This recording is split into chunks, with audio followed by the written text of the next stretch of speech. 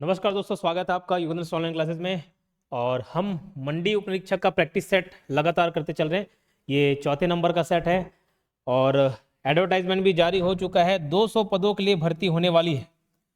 200 पदों के लिए भर्ती होने वाली है, तो ये बहुत ही अच्छा मौका है। इस साल में सबसे बड़ा वैकेंसी आपको यही देखने को मिलेगा, ठीक, कॉमन ग्रेजुएशन के लिए। तो 200 पोस्ट के लिए आपको फाइट करना है और उसके लिए जरूरी है कि जो लेटेस्ट पैटर्न है, जैसा ट्रेंड चल रहा है, उसके हिसाब से आप प्रैक्टिस करना चालू करें। क्लियर? तो बहुत सारे नए सवाल आपको देखने को मिलेंगे। जितने भी प्रैक्टिस सेट हम तैयार किए हैं अभी लेटेस्ट ट्रेंड के हिसाब से ही है। जैसे नए सवाल अभी आपको देखने को मिलेंगे, ये कूट वाले प्रश्न देखने को मिलेंगे। मैथ्स रीजनिंग में भी असर्शन और रीजन वाले क्वेश्चंस पूछे जा रहे हैं, तो उन सब को भी यहाँ पर इंक्लूड किया गया है। ठीक, जैसे ये देखो, तो इसी हिसाब से प्रैक्टिस सेट है। इसका जो पीडीएफ है आपको टेलीग्राम चैनल में मिलेगा, या फिर एक और माध्यम है हमारे एप्लीकेशन में सॉरी, एप्लीकेशन में एक यूट्यूब पीडीएफ करके कोर्स है, उसको आप एनरोल कर लेना। उसमें सारे यूट्यूब के जो पीडीएफ्स हैं वो आपको मिल जाएंगे। ठीक है, तो उसको ध्यान रखना। और सबसे पहले आप कोशिश करेंगे कि खुद जवाब देते चलिए। अगर आपके 50 में 30 मार्क्स आ रहे हैं, मतलब ये समझिए कि आप 100 में 60 लाने लायक हो गए। 50 में 35 आ रहा है, मतलब 100 में 70 आप लेकर आ रहे हैं, क्योंकि ये 100 क्वेश्चन ना होकर जस्ट आधा आधा कर दिया गया और 50 क्वेश्चन इंक्लूड किया गया है। ठीक है, तो चलिए पहला सवाल, किस जनजाति में वधु मूल्य को खर्ची कहा जाता है? एक नया सवाल जो अभी तक नहीं पूछा गया है। किस जनजाति में वधु मूल्य को खर्ची कहा जाता है? वधु मूल्य को खर्ची कहा जाता है। तो सबसे पहले ये जान लेना जरूरी है कि आमतौर पे आप दहेज सिस्टम सुने होंगे। दहेज सिस्टम में क्या होता है कि लड़का लड़की शादी हो रही है, तो लड़की के पक्ष से पैसे आते हैं, कुछ सामान मिलते हैं किनको? लड़के को। लेकिन आदिवासी संस्कृति में ऐसा नहीं होता, जनजाति संस्कृति में ऐसा नहीं होता। ठीक इसके विपरीत, अगर शादी हो रही है तो लड़के पक्ष वाले लड़की पक्ष को कुछ पैसे देंगे। इसी को बुलाता है वधु मूल्य। तो अलग अलग जनजाति में वधु मूल्य का अलग अलग नाम है। तो खर्ची कौन सी जनजाति के वधु मूल्य को बोला जाता है? तो याद रखना, बैगा। तो बैगा को बैगा से याद कर लेना। जैसे हम लोग झाड़ फूक करने भी एक बैगा जनजाति भी है और एक नॉर्मल बैगा समझ लो एक पद भी है। जैसे डॉक्टर ऐसी बैगा झाड़ फूक करने के लिए, तो बैगा के पास जाओगे तो थोड़ा बहुत खर्चा करना पड़ेगा। तो खर्ची कौन सी जनजाति के वधु मूल्य को बोला जाता है? तो बैगा जनजाति आप याद रखेंगे। ठीक, रागोली ताम्रपत्र से किस वंश के बारे में जानकारी मिलती है? शैल वंश। शैल वंश वो वंश है जिनका शासन काल 7वीं से 8वीं शताब्दी तक रहा है, और इसको मैंने कोड से याद भी कराया था। श्री जय श्री जय, श्री श्री जय श्री जय करके इसके कोड को याद कराए थे। श्रीवर्धन, श्री पृथ्वीवर्धन, जयवर्धन, श्री जयवर्धन, इस प्रकार से आपको याद रखना है। तो 7वीं से 8वीं शताब्दी शैल वंश का शासनकाल रहा। कौन सा क्षेत्र था? तो ये दुर्ग क्षेत्र, जहां रहकर मैं पढ़ा रहा हूं, यही उनका महल था, बोले उसी घर में पढ़ा रहा हूं। ठीक, किस जनजाति के देवता को वामन देव कहा जाता है? तो वामन देव, किस जनजाति के देवता को वामन देव कहा जाता है? सभी जनजाति के अलग अलग विशेष देवता हैं। दूल्हा देव हो गए, बूढ़ा देव हो गए। ठीक, तो वैसे ही वामन देव किसके देवी देवता हैं? तो ये है कमार जनजाति के। किनके? कमार जनजाति के। चलिए 14 क्वेश्चन देखो, इस प्रकार के कूट वाले सवाल भी पूछे जाते हैं आपसे, तो ध्यान रखना। निम्नलिखित कथन को पहचानिए और पढ़िए और सही गलत क्या है बताना। 1854 ईस्वी में तहसीलदारी व्यवस्था प्रारंभ हुआ। 1854 ईस्वी में तहसीलदारी व्यवस्था शुरू हुई। ये बात बिल्कुल सही है। आपको मालूम कि छत्तीसगढ़, अगर हम मीडियल हिस्ट्री से देखें तो पहले कलचुरी राजवंश यहाँ पर शासन किया 1000 से 1741। कलचुरी वंश का जब अंत हुआ तब यहाँ मराठा रूल करना चालू किए, और मराठों का जब अंत हुआ तो अंग्रेजी यहाँ पर शासन करना चालू किए। तो अंग्रेज जो है वो 1853-54 से पकड़ बनाना चालू कर दिए थे, 54-55।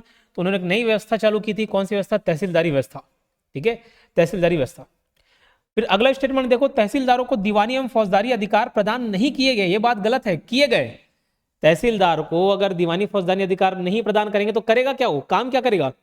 तो प्रदान नहीं किए गए, बात गलत है, प्रदान किए गए थे, इसलिए हमारा सेकंड स्टेटमेंट गलत हो जाता है।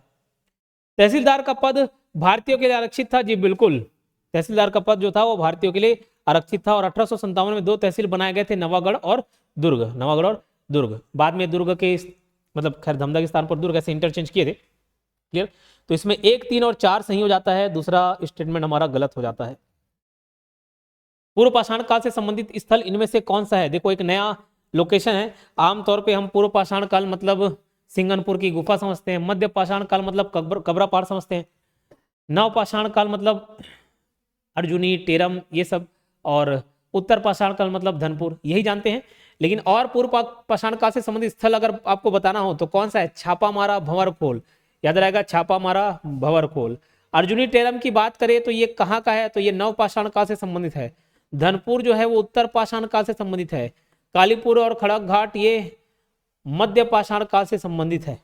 ठीक, चलो ये 5 क्वेश्चन छत्तीसगढ़ जीके के थे। अगला 5 क्वेश्चन छत्तीसगढ़ करंट अफेयर्स का रहेगा। छत्तीसगढ़ के पहले शासकीय रोबोटिक सर्जिकल सिस्टम देवहस्त का शुभारंभ कहाँ किया गया?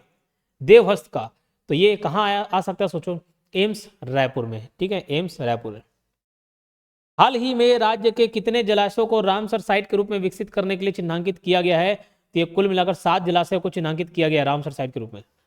हाल ही में विमोचित राजभाषा पत्रिका महतारी 2025 किस कार्यालय से संबंधित है? तो याद रखना ये पासपोर्ट कार्यालय से संबंधित है। किससे? पासपोर्ट कार्यालय से। हाल ही में छत्तीसगढ़ राज्य में औद्योगिक भूमि को पट्टे की अवधि अधिकतम कितने वर्ष तक तय की गई है? तो औद्योगिक भूमि के पट्टे की अवधि 99 साल के लिए, 99 साल के लिए लीज पे देते ना, तो बस वैसा ही।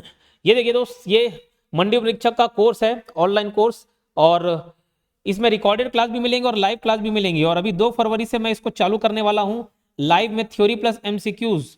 तो रिकॉर्डेड तो सारे सब्जेक्ट्स मिलेंगे ही मिलेंगे। 2 फरवरी से थ्योरी प्लस एमसीक्यूज दोनों और लाइव सेशन हमारे मिलेंगे।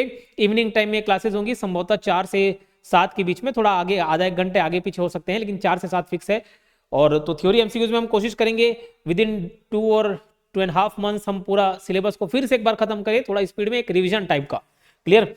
तो जुड़ सकते हैं रिकॉर्डेड के साथ साथ। अब लाइव सेशन भी मिलेंगे, और लाइव सेशन आप फॉलो करते चलना। आप पुराना किए और नहीं किए उसको छोड़ दो, लाइव सेशन एटलीस्ट फॉलो करते चलना, तो आपका सिलेबस कवर होता चलेगा। और ये मंडी उपनिरीक्षक का टेस्ट सीरीज, इसको अभी से ही परचेस करके चलना, आपको ये वीडियो एक्सप्लेनेशन के साथ मिलेगा। ठीक, अगर आपको कोर्स खरीदना तो डायरेक्ट आप ऐप से भी परचेस कर सकते हो, या फिर ये नंबर है हेल्पलाइन नंबर 8770123687। ये हेल्पलाइन नंबर है 8770123687। इस नंबर पर भी आप कांटेक्ट कर सकते हैं अगर आपको कोई दिक्कत आ रही हो तो। और जो बच्चे फुल सीजीपीएफएम कोर्स खरीदे उनको अलग से कोई कोर्स खरीदने की जरूरत नहीं होती, सारा चीज इसमें इंक्लूडेड रहता है। तो आप फुल सीजीपीएफएम और सीजीपीएससी प्री का कंबाइंड कोर्स ले सकते हो, ये भी रिकॉर्डेड प्लस लाइव सेशन रहता है। इंस्टाग्राम आईडी को भी आपको फॉलो करना है, ये हमारा एप्लीकेशन है योगेन साहु क्लासेस, और ये टेलीग्राम चैनल है। नार फोड़नी रस्म किस पर्व से संबंधित है? नार फोड़नी, तो ये है बस्तर दशहरा से। एक पेड़ माँ के नाम 2.0 अभियान का शुभारंभ कब हुआ था? तो ये हुआ था 5 जून 2025 को। एक पेड़ माँ के नाम 2.0 अभियान का शुभारंभ कब हुआ? 5 जून 2025 को। ठीक है, चलिए आगे बढ़ते हैं। केंद्रीय औद्योगिक सुरक्षा बल CISF के नए महानिदेशक कौन बने हैं? तो ये बने हैं प्रवीर रंजन। ठीक है, कौन? प्रवीर रंजन। भारतीय मानक ब्यूरो BIS महानिदेशक किन्हें नियुक्त किया गया है? तो ये नियुक्त किया गया है संजय गर्ग जी को। किनको? संजय गर्ग जी को। पहला ज्ञान भारतम अंतरराष्ट्रीय सम्मेलन 2025 का आयोजन कहाँ हुआ? तो ये हुआ नई दिल्ली में, विज्ञान भवन, नई दिल्ली विज्ञान भवन। ठीक, याद रहेगा, नई दिल्ली विज्ञान भवन। वर्ष 2025 में साहित्य के क्षेत्र में किसे नोबेल पुरस्कार दिया गया? तो ये दिया गया है क्राजना होरकाई को, क्राजना होरकाई को, साहित्य के क्षेत्र में। बाकी ये जो नाम दिख रहे हैं आपको, ये चिकित्सा के क्षेत्र में दिया गया है, चिकित्सा के क्षेत्र वाले। ठीक है, चलो यहाँ से 5 क्वेश्चंस कंप्यूटर के भी चालू हो गए। मैं कोशिश करता हूँ बहुत सारी चीजें बाइलिंगुअल रखूं ताकि दोनों मीडियम के बच्चों को दिक्कत ना हो। चिप्स को बनाने के लिए निम्न में से क्या यूज किया जाता है? Which of the following is used for manufacturing chips?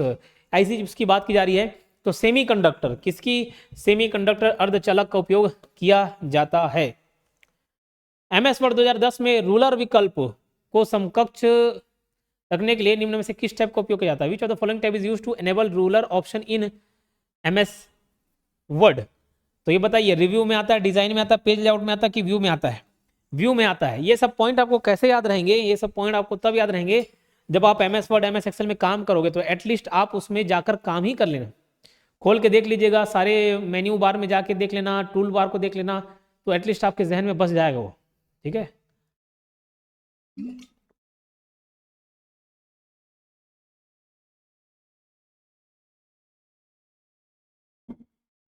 अगर आपको लगता है कि ये सेशन अच्छा लग रहा है आपके आपके किसी काम का रहा है, तो बिल्कुल लाइक कीजिए और कमेंट किया कीजिए। ठीक है, कमेंट किया कीजिए, पॉजिटिविटी फैलाना है आपको। ठीक है, और जो लोग नए हैं वो सब्सक्राइब कर सकते हो। ठीक, चलो। डैश एक टेबल में एक कॉलम है जिसमें एक रिकॉर्ड के भीतर जानकारी का विशिष्ट भाग होता है। Dash is a column in a table that contains specific piece of information within record. ये डीबीएमएस में मैंने पढ़ाया हुआ डेटाबेस मैनेजमेंट सिस्टम वाले टॉपिक में ये कई बार पूछा गया सवाल है। तो एसीएफ करके एक पोस्ट आता है, आपको मालूम होगा एसीएफ करके। तो एसीएफ से याद रखना, एक ट्रिक है याद करने के लिए। ए से है एट्रीब्यूट, सी से है कॉलम, एफ से है फील्ड। एट्रीब्यूट, कॉलम और फील्ड, क्या क्या? एट्रीब्यूट, कॉलम और फील्ड। एट्रीब्यूट, कॉलम और फील्ड, तो ये तीनों एक ही चीज हैं। कॉलम को हम एट्रीब्यूट भी बोलते हैं, फील्ड भी बोलते हैं, ये पूछा आता है। और रोज को आर से रोज और आर से रिकॉर्ड, रोज को रिकॉर्ड बोलाता है, तो ये कॉलम और ये वाला रोज, रोज को रिकॉर्ड बोलाता है डीबीएमएस की भाषा में। तो कॉलम इन अ टेबल, तो कॉलम के लिए क्या यूज किया जाएगा? फील्ड, ठीक है, एसीएफ बता दिया, एसीएफ। अगला सवाल देखो, डीबीएमएस में isolation property is also called as, isolation property को और भी क्या कहा जाता है? तो ये बोला जाता है क्रमबद्धता, सीरियलाइजेबिलिटी। निम्न में से कौन से सीपीयू के दो मुख्य घटक हैं? तो दो मुख्य घटक तो मैं आपको बता दूं। देखो, आपको मालूम है कि कोई चीज इनपुट होता है, इनपुट डिवाइस के माध्यम से, फिर वो प्रोसेस होता है, फिर आउटपुट देता है। आउटपुट डिवाइस के माध्यम से देगा, हम इनपुट डिवाइस के माध्यम से देंगे। प्रोसेसिंग किसके माध्यम से होता है? सीपीयू। लेकिन सीपीयू अकेला कोई टर्म नहीं है, सीपीयू के तीन घटक हैं। पहला एएलयू, दूसरा सीयू और तीसरा MU, memory unit. Arithmetic logic unit, control unit और मेमोरी यूनिट, तीन पार्ट्स हैं उसके, ठीक है। चलिए, तो इसका ऑप्शन देख लो भाई, कंट्रोल यूनिट और रजिस्टर क्या? नहीं। कंट्रोल यूनिट और एएलयू क्या? हाँ, ये ऑप्शन के हिसाब से option C is the best option. निम्न में से कौन सा शब्द तत्सम नहीं है? तो देखो भाई, ये सारे शब्द तत्सम है। दीपक, और इसका तद्भव शब्द क्या होगा? दीपक का दिया, तिलक का टीका, तैल का तेल। दीठी दरअसल तद्भव शब्द है, इसका तत्सम शब्द दृष्टि, दृष्टि से दीठी हुआ। समझ आई बात? तो 21वें क्वेश्चन का ऑप्शन क्या हो जाएगा? डी। अर्श पर होना, बोलते नहीं अर्श से फर्श पर, तो अपने आप को बहुत बड़ा समझना। अर्श पर होना मतलब अपने आप को बहुत बड़ा समझना। प्रथम राजभाषा आयोग के अध्यक्ष इनमें से कौन थे? तो ये थे बीजी खेर। कौन प्रथम राजभाषा आयोग के अध्यक्ष इनमें से कौन थे? बीजी खेर थे, याद रखेंगे इसको। कर्तरी शब्द का तद्भव रूप क्या है? कर्तरी शब्द का, तो कर्तरी शब्द का तद्भव रूप है कैंची। कर्तरी का क्या है? तद्भव रूप कैंची। इनमें से सकर्मक क्रिया का उदाहरण कौन सा है? राम बहुत तेज दौड़ता है, राम तेज दौड़ता है, मोहन खाता है, सोहन केला खाता है। देखो, सकर्मक क्रिया मतलब जिसमें कर्म रहे, है ना सॉरी, कर्म रहे। और सकर्मक क्रिया ऐसे है जिसमें अगर मैं उसके डेफिनेशन के हिसाब से जाऊं तो क्रिया का प्रभाव अगर कर्ता पर पड़े तो फिर वो सकर्मक नहीं कहलाएगा। क्रिया का प्रभाव कर्म पर पड़े, जैसे श्याम बहुत तेज दौड़ता है, यहाँ पे दौड़ना का प्रभाव श्याम पर। राम तेज दौड़ता है, दौड़ने का प्रभाव श्याम पर। मोहन खाता है, क्या खाता है कुछ पता नहीं है, कर्मक क्रिया है। सोहन केला खाता है, तो जो खाना है किस कर्म का प्रभाव, ये जो क्रिया है इसका प्रभाव किसका प्रभाव? केला, केला खाता है, क्या खाता है? केला। तो ये सकर्मक क्रिया है, option D. Select the most appropriate antonym. Antonym चुनना है आपको, विपरीत शब्द चुनना है, विपरीत। The entire moment was very hostile toward us. Hostile मतलब होता है शत्रुतापूर्ण, शत्रुतापूर्ण। और इसका अगर अनफ्रेंडली बोल सकते हो, अनफ्रेंडली, उसका बिहेवियर अनफ्रेंडली था, हॉस्टाइल, तो उससे रिलेटेड उसका जस्ट अपोजिट क्या होगा? फेवरेबल, हमारे अनुकूल। Select the option that can be used as one word substitute for the given group of words. A place for storage of arms, तो बताओ वन वर्ड चुनना है। A place for storage of arms and ammunition, तो arms और ammunition के लिए जहां रखा जाता है उसको क्या बोला जाता है? उस शब्द को आर्सेनल, क्या बोला जाता है? आर्सेनल, शस्त्रागार, ठीक है। Call it a day. Call it a day का मतलब होता है, जैसे देखो इसको कैसे यूज करते हैं, जैसे भी हम ये पूरा प्रोजेक्ट खत्म कर ले, मान चलो कोई कोर्स है खत्म करा रहे, एक लास्ट वीडियो उस कोर्स का डालना है, एक final practice set, then we can call it a day. We will upload a last video, then we can call it a day. मतलब भैया हम लास्ट वीडियो अपलोड कर देंगे, उसका तो उस काम को समाप्त कर देंगे। तो स्टॉप वर्किंग ऑन समथिंग, किसी प्रोजेक्ट पर या किसी चीज पर काम करना बंद कर देना, स्टॉप वर्किंग ऑन समथिंग, इसको बोलते हैं कॉल इट अ डे। आप देखते चलना कि आपके कितने मार्क्स बन रहे हैं सारे सब्जेक्ट्स इंक्लूड करके भाई 50 में। बाल बाल बचना को बोलते हैं close save. I had a close save this morning, my car was hit badly bye a bull. Close save मतलब होता है बाल बाल बचना, उसी को बोलते हैं नैरो एस्केप, बाल बाल बचना। I had a close save मतलब भैया बाल बाल बचा मैं। I enjoy to be laugh at my little brother. I enjoy, दरअसल देखो इंजॉय एक ऐसा वर्ब है जिसके आगे जेरन लगता है। जेरन मतलब वर्ब का आईएनजी फॉर्म। तो इसको ऐसे बोला जाता है जैसे I enjoy watching movies. I enjoy watch movie ऐसा नहीं बोला था, I enjoy watching movies. I enjoy playing with children, I enjoy playing music. बस वैसे ही I enjoy to be laugh at my little brother, इसके लिए सही शब्द क्या होगा? I enjoy laughing at my little brother. I enjoy laughing at my little brother. यहां से जीएस के क्वेश्चन चालू जाते हैं और इसमें साइंस का पहला क्वेश्चन, मनुष्य के पाचन तंत्र का सबसे लंबा भाग क्या होता है? छोटी आंत, छोटी आंत, स्मॉल इंटेस्टाइन।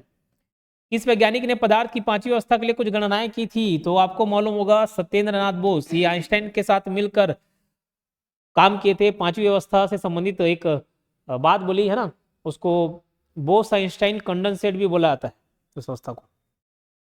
कौन सा स्मारक सवाई प्रताप सिंह द्वारा बनवाया गया था? तो ये हवा महल को, ठीक है, किसको? हवा महल। कौन सा स्मारक सवाई प्रताप सिंह द्वारा बनवाया गया था? हवा महल। डैश तब जारी किया जाता है जब अदालत के संज्ञान में यह बात आती है कि कोई संस्था अपने निर्धारित कार्यों को पूरा नहीं कर रही है और इससे किसी व्यक्ति के अधिकार का उल्लंघन हो रहा है। तो एक रीट जारी किया जाता है, परम आदेश, परम आदेश, सुप्रीम कोर्ट के द्वारा परम आदेश या कोर्ट के द्वारा हम आदेश देते हैं, परमादेश। ठीक, फिर एक तरफ नदी और एक तरफ बांध है, कौन सी नदी पर कौन सा बांध बना हुआ है? तो कावेरी में मेट्टूर बांध बना हुआ है, कृष्णा में अलमट्टी, नर्मदा में सरदार सरोवर और चंबल गांधी सागर। चंदन नगर को 1673 में एक फ्रांसीसी उपनिवेश के रूप में स्थापित किया गया था। बंगाल के तत्कालीन नवाब डैश कौन थे उस समय? से हुगली नदी के दाहिने तट पर एक व्यापारिक चौकी स्थापित करने की अनुमति प्राप्त की थी। तो ये थे इब्राहिम खां। कौन? इब्राहिम खां।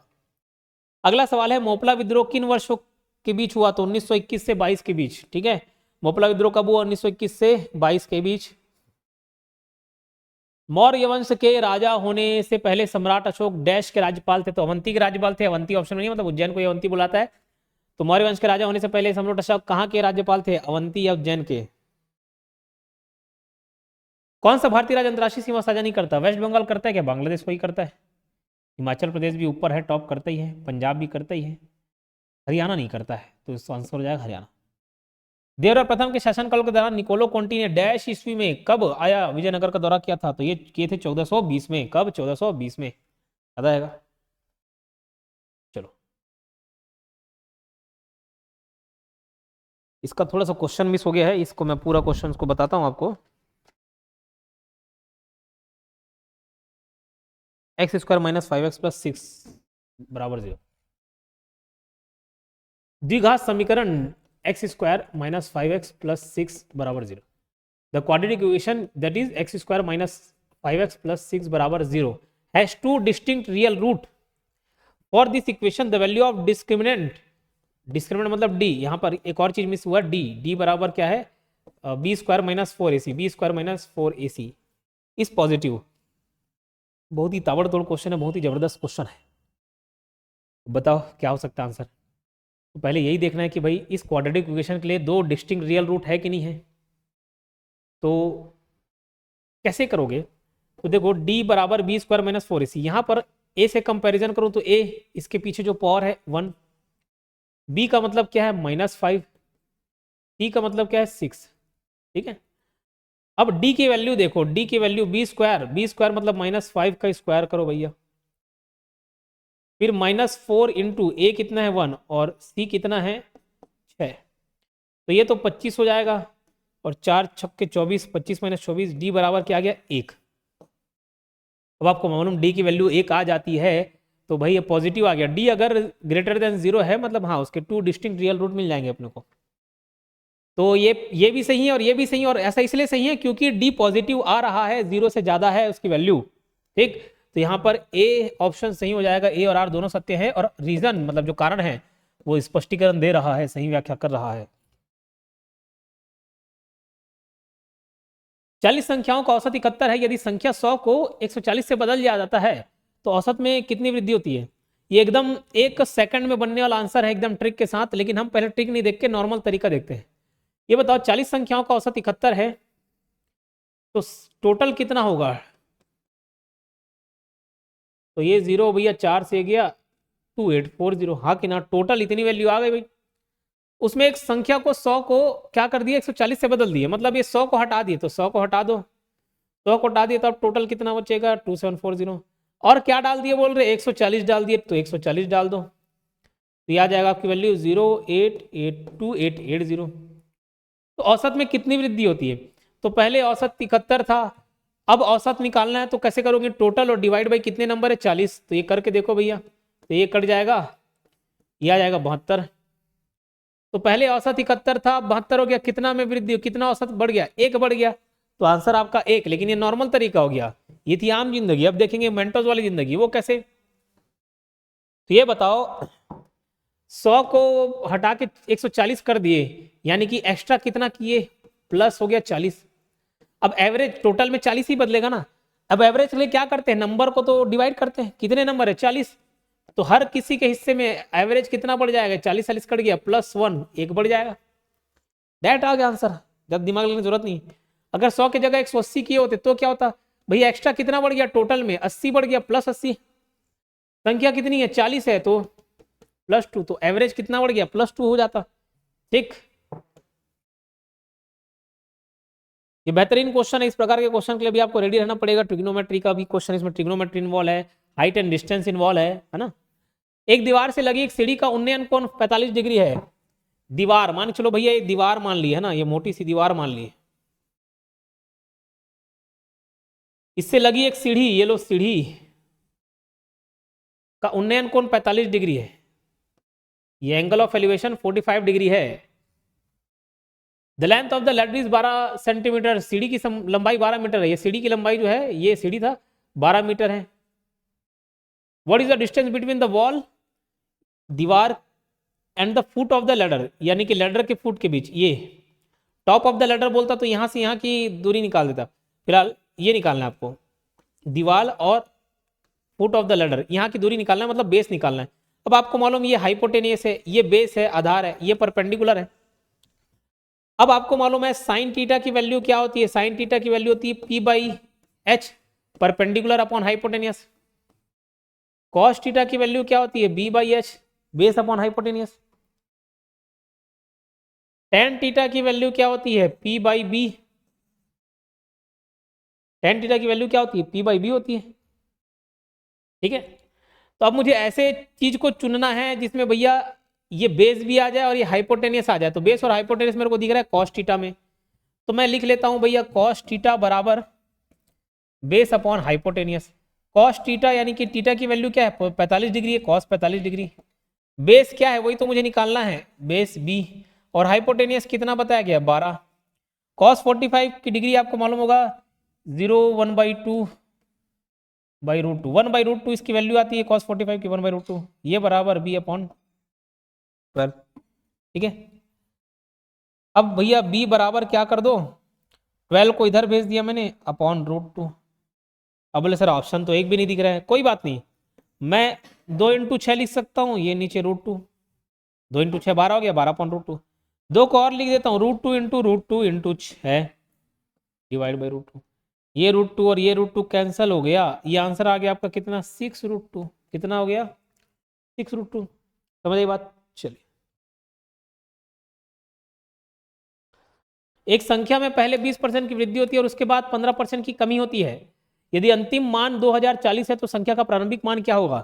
तो मान चलो संख्या का प्रारंभिक मान x है, संख्या का प्रारंभिक मान x है, अब उसमें 20% की वृद्धि होती है, मतलब उसको कितना कर दिए 120% कर दिए, मतलब किसी संख्या को अपने बढ़ा दिया 20% तो 120% हो गया। फिर इसका 15% की कमी करते हैं, यानी कि 15% कम कर दोगे, यानी कि अब कितना हो जाएगा 85%, और इस तरीके से उसकी वैल्यू कितना आ रही है 2040 आ रहा है।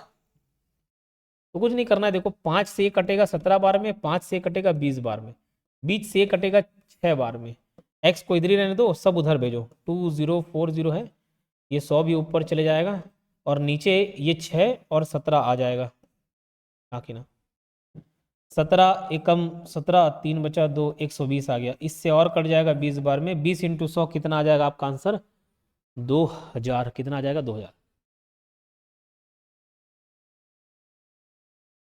इस क्वेश्चन को आप ट्राई कीजिए, पॉज कीजिए, फिर मैं डायरेक्ट आंसर बताऊंगा।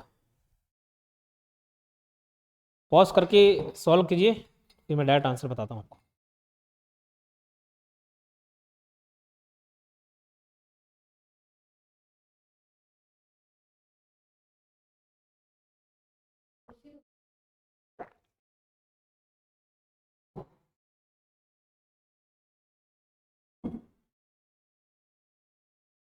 चलिए, इसका ऑप्शन है 3 और 7। तो रिप्लेस करके देखो भाई 3 और 7 को।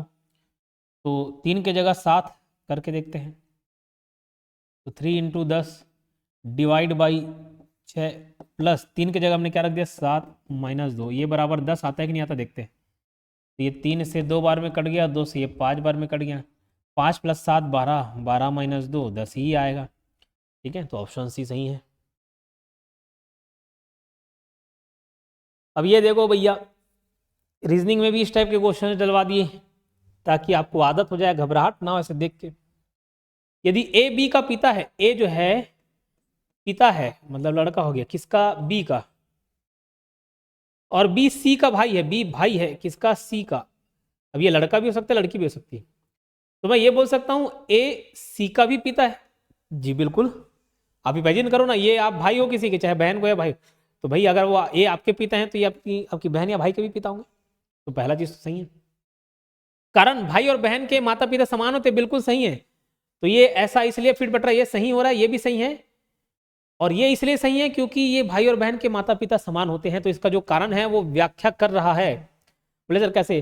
अरे पिता दो बच्चों के कॉमन पिता हो सकते हैं कि नहीं, लेकिन पत्नी कॉमन हो सकती है किसी की? नहीं, ऐसे समाज में रीति रिवाज में नहीं हो सकती ना। ठीक है, चलो।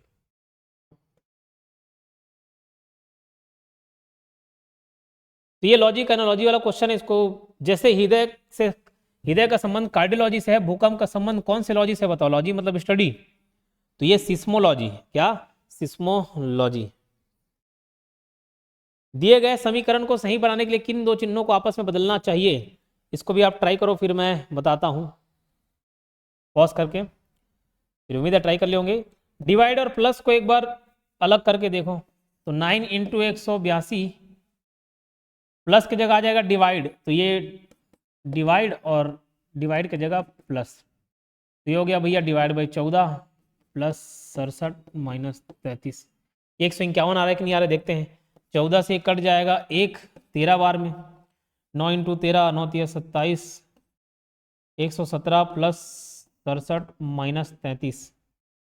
ये देखो 7 + 7 14, 14 में से 3 घटाए 13, नहीं 14 से 3 11, तो 11 में एक इधर आया, 1 + 1 2, 2 + 6 8, और 8 में से 3 घटाए 5, फिर ये 1 बच गया। 151 एकदम फिट बैठ रहा है, तो ऑप्शन डी हमारा सही हो गया।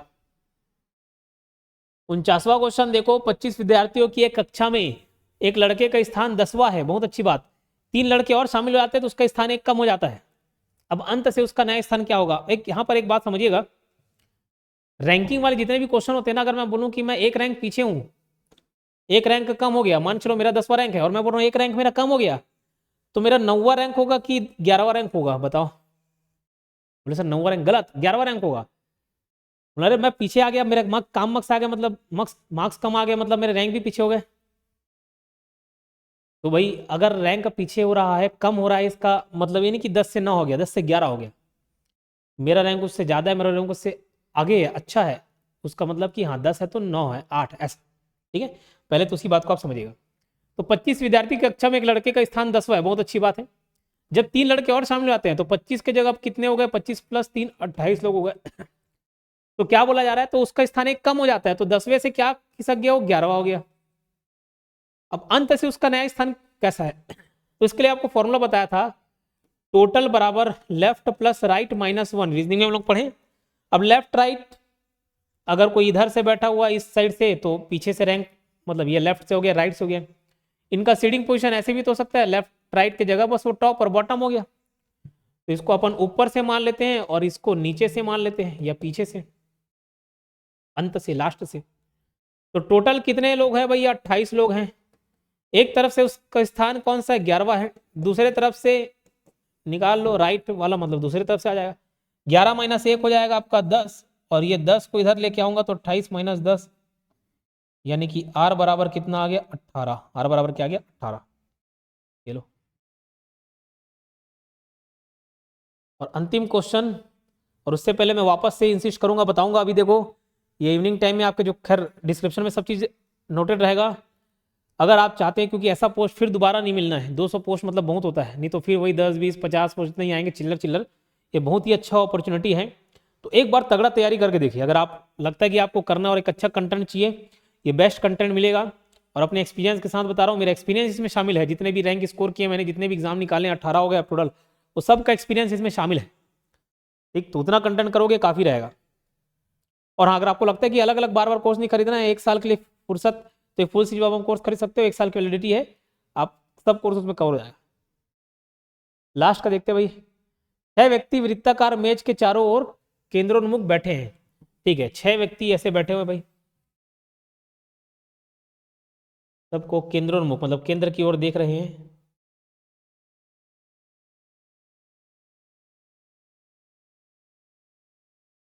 ये लो, 6 लोग बता दे। पी एस के दाएं से दूसरे स्थान पर बैठा है। पी एस के दाएं, एस को मान चलो मैं यहां पर बैठाता हूं एस, तो एस के दाएं दूसरे स्थान पर बैठा है, मतलब यहां यू आर के सम्मुख बैठा हुआ है। यू और आर आमने सामने है। ठीक है, अभी इसको ध्यान में रखते हैं। आर एस के निकटतम नहीं है। आर जो है मतलब आर यहां पर नहीं आ सकता, आर यहां पर नहीं आ सकता, इतना तो कंफर्म हो गया। तो आर कहां कहां पे आ सकता है भाई बताओ? यहाँ पे नहीं आ सकता। पी यहाँ पे है, तो या तो आर यहाँ पर हो सकता है या आर यहाँ पर हो सकता है। ठीक है, यही दोनों प्लेस मिल गया मुझे। टी पी के निकटस्थ बैठा हुआ है। टी जो है पी के निकटस्थ बैठा हुआ है, तो टी यहाँ पे भी हो सकता है, इधर भी हो सकता है। जैसे देखते हैं, यदि क्यू एस के निकटस्थ बैठा हुआ है तो पी के दाएं से दूसरे स्थान पर कौन बैठा हुआ है? चलो ठीक है, इसको फिर से एक बार पढ़ते हैं और बनाने की कोशिश करते हैं। P sits second to the right of S. P sits second to the right of S. ये बैठा दिए। U sits opposite to R. U sits opposite to R. U जो है R के अपोजिट बैठा है। उसका एक और चीज बताया गया है कि R S के पास में नहीं रहता, तो R यहाँ पे भी नहीं हो सकता, R यहाँ पे भी नहीं हो सकता। अब हम इस वाले क्लू पे चलते हैं कि U और R आमने सामने बैठे हैं, तो R या तो यहाँ पर हो सकता है यहाँ पर। तो अगर R यहाँ पर होगा तो फिर U यहाँ पर कैसे बैठ पाएगा? नहीं बैठ पाएगा ना। तो इतना मुझे क्लियर मालूम चल गया कि यहां पर आर नहीं है, आर यहीं पर है। ठीक है, तो ये पॉइंट अपना क्लियर हो गया। और आर के जस्ट अपोजिट यहां पर कौन बैठा है? यू। तो आर के जस्ट अपोजिट यू बैठ गया भैया। फिर आगे देखो, टी पी के निकटस्थ बैठा हुआ है। टी जो है पी के, तो यहां पर टी आ गया, पी के निकट बैठा हुआ है। यदि क्यू एस के निकटस्थ बैठा है क्यू, क्यू, तो यहां पर क्यू के लिए कौन सा जगह बैठा है? ये। तो पूछ रहा है पी के दाएं से दूसरे स्थान पर कौन बैठा है? पी यहां पर है, दाएं से दूसरा 1 2 कौन बैठा हुआ है? आर बैठा हुआ है। बहुत ही अच्छे सवाल था। इस टाइप के भी क्वेश्चन आजकल पूछे गए हैं रीजनिंग में, तो ध्यान रखना है। तो ये आपका एक और मॉडल प्रैक्टिस सेट खत्म, नए पैटर्न नए ट्रेंड के हिसाब से था। कैसा लगा ये सेशन जरूर बताएं। मिलते हैं फिर किस वीडियो में। धन्यवाद।